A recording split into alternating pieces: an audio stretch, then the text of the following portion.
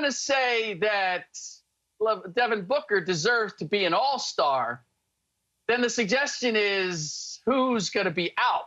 Should he be an all-star ahead of Chris Paul? Why don't we finish the tweet? You still had enough characters that you could have mentioned he deserved to be the all-star for the Suns over Chris Paul, but we didn't do that.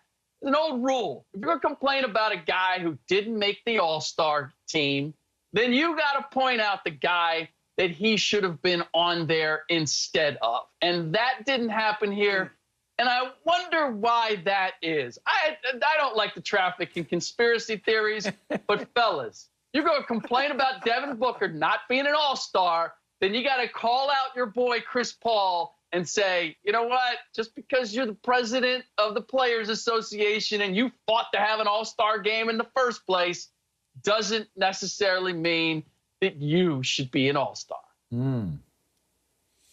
Yeah, I got some takeaways, too. First, let me say this. I've been saying this for years. Apparently, it's falling on deaf ears. I think they should have 15 all-stars in each conference. 12 was fine for 24 teams or less, but now you got 30 teams. It's hard to narrow it down to 12, so you always have snubs, which is fun, by the way, the snubs. But here, look, let me go to the East. I got to be honest. I can't argue with the Eastern Conference reserves for the most part. I was surprised that Nikola Vucevic of Orlando made it. Orlando's 13-19, but his numbers are great. 24 points, almost 12 rebounds, 40% from three. But I thought Domantas Sabonis would make it over him. And I think Sabonis deserved it. Indiana's playing well. They're the 4th seed. And Sabonis is 21, 11, 6 assists. I mean, he's playing great basketball. So that's my biggest snub in the East. To get to Devin Booker, who everybody's talking about, look, I think you could talk about DeMar DeRozan, too. San Antonio's winning. DeRozan's playing well. But I get it. And I really love Devin Booker's game. But if I had to pick one of the Suns to make the team, I've got to go with Chris Paul. Chris is leading them in assists with 8 a game. He's leading them in PER. He's giving you almost 17 points a game. Yes, Devin's their leading scorer. But this year, they are 20-10. Last year at this time, without Chris Paul, they were 11-20. And I know Phoenix looked great in the bubble, and everybody thinks that would have carried over. Who knows? Miami looked great in the bubble. That didn't carry over. So the bubble was a strange place. So I think Chris Paul does deserve to be an all-star, slightly over Devin Booker. Look, Booker may get in when Anthony Davis is removed because of injury. Hopefully that happens because he does deserve it. Zion's the other guy. People are wondering, does he really deserve to win? New Orleans is not winning. Should he be in there? I'm glad he's in there. I wouldn't have thrown a hissy fit if he didn't make it. But that dude is a scorer supreme.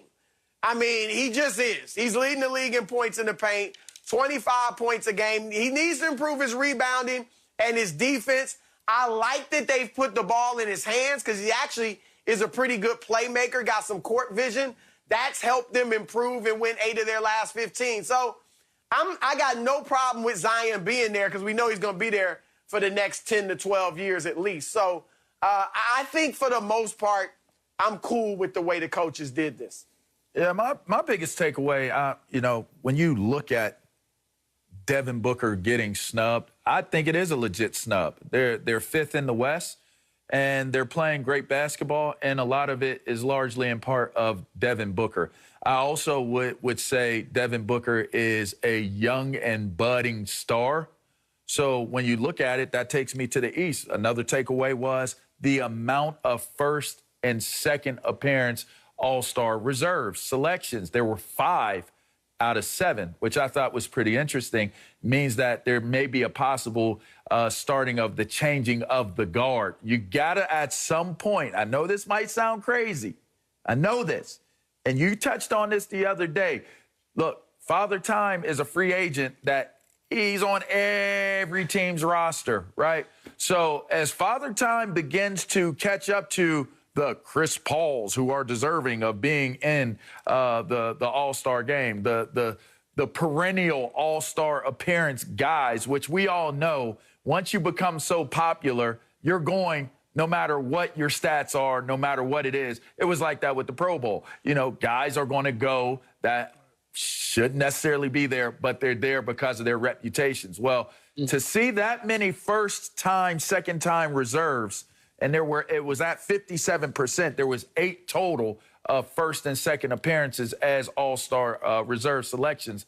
It says to me that my takeaway, you're having to start to transition to those younger guys and start to put the spotlight on them so that you don't lose out too bad when Father Time finally comes and punches the cards of some of these guys that we've grown to love so much through the years watching the basketball game. All right, I'll be brief because I want to get to the Chris versus Rick steel cage match over Devin Booker and Chris Paul. My 2 takeaways, I love Zach LaVine and Zion being in the All-Star game. This is a showcase for fans. This is a dunk-a-thon, all alley-oops. Like, it's fun. Like, I want to see guys that can jump out of the gym. I know Trae Young's a little upset he didn't make it. Hey, man, there's always next year. All right, Chris and Rick, I just don't understand how there's a case for Chris Paul over Devin Booker. I don't know who wants to take it away first, but Devin Booker needs to be in this game. Chris Paul has not earned it, man. He just hasn't. This is not Chris versus Rick. This is Chris and Rick versus J. Matt. Because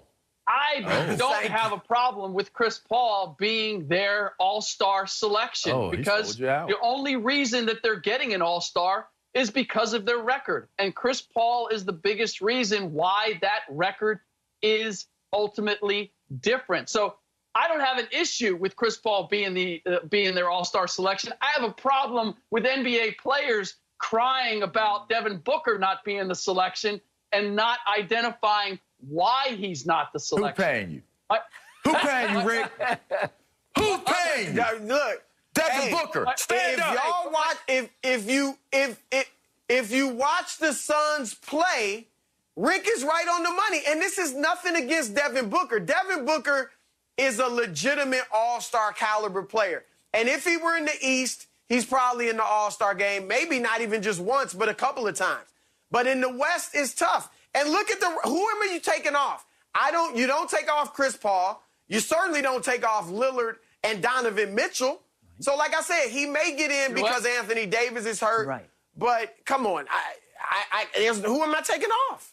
But even not hurt, like Anthony Davis, honestly, with games missed, with where his numbers are, with how he's played this season, is he really an all-star? I mean, talent-wise, he is. Maybe record-wise with the Lakers. But San Antonio, you're going to put Zion in. They're not even in the playoff picture. And you're going to have nobody from San Antonio as the 5th seed represented. Y'all worked very well. And you're going to have Anthony Davis in there. You two worked very well. The last takeaway is it matters who your coach is. Like, great job. Sabonis deserves to be an all-star. His numbers are the same as last year. Julius Randle, first-time all-star. Who's his coach? Tom Thibodeau. In those coaches' conversations, who's going to carry more weight? Nate Bjorken, who's the brand-new out-of-the-box coach for Indiana? Or Tom Thibodeau in New York?